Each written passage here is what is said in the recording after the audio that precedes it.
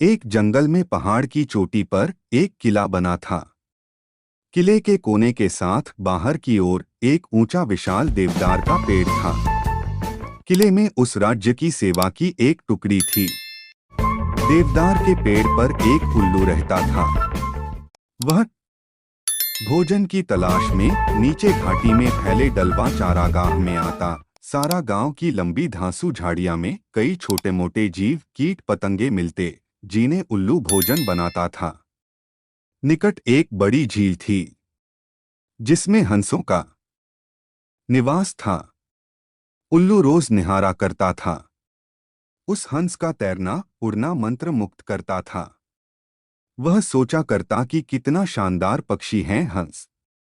एकदम दूध जैसा सफेद गुलगुला शरीर, सुराहीदार गर्दन, सुंदर मुख पर तेजस्वी आंखें। उसकी बड़ी इच्छा होती कि किसी तरह हमसे उसकी दोस्ती हो जाए।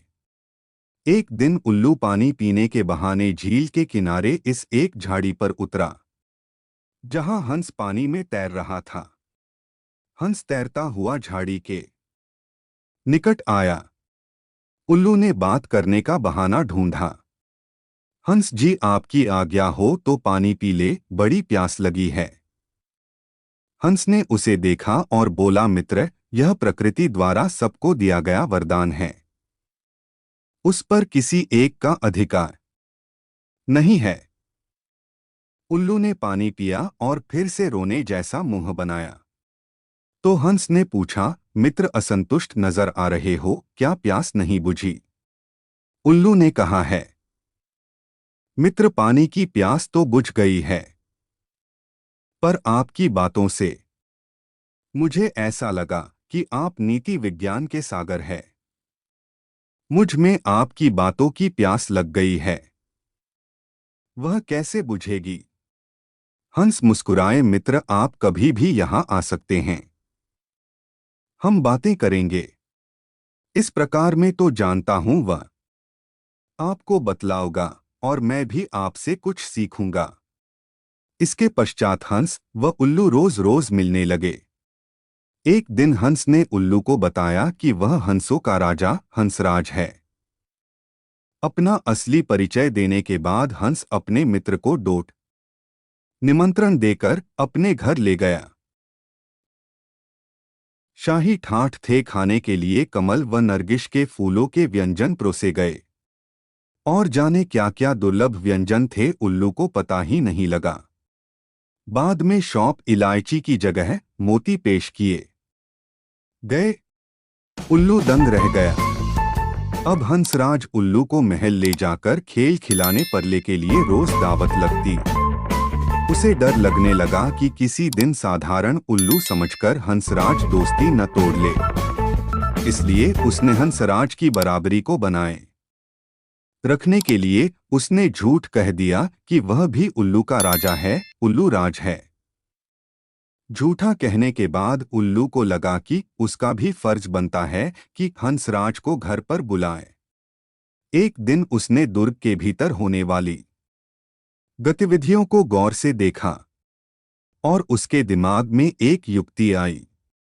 उसने दुर्ग की बातों को खूब ध्यान से समझा, सैनिकों के कार्यक्रम नोट किया। चला हंस के पास।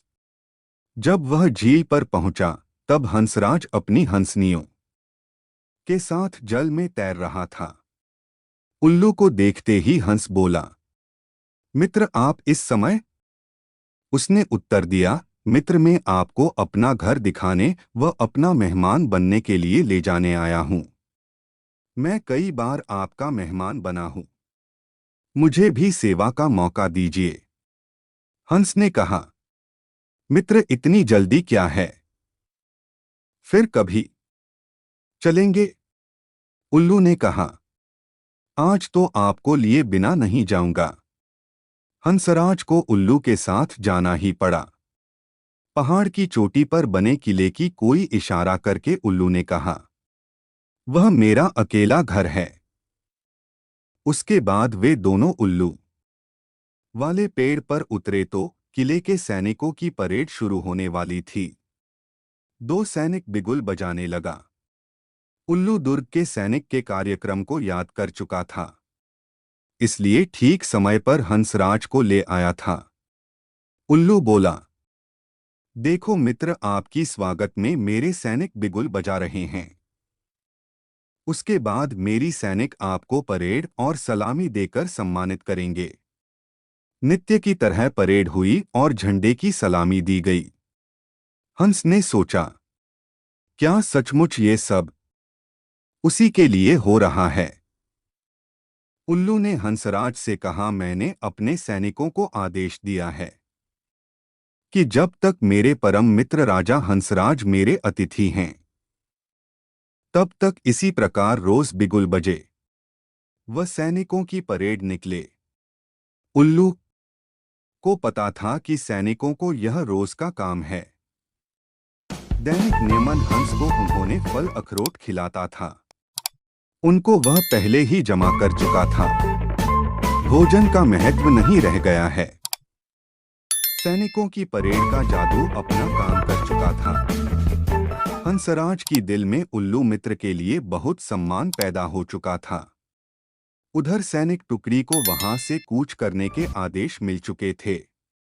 दूसरे दिन सैनिक अपना सामान समेटकर जाने लगे तो हंस ने कहा कि वो सब सैनिक आज्ञा लिए बिना कहीं जा रहे हैं।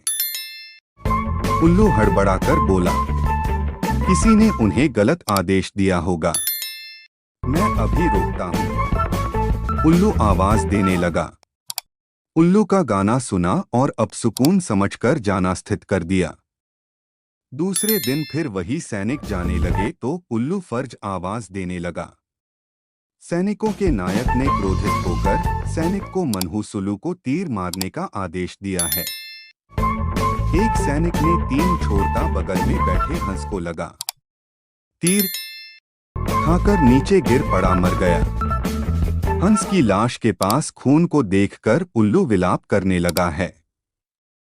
मैंने अपनी झूठ शान के चक्कर में अपना परम मित्र को दिया। धिकार है मुझे।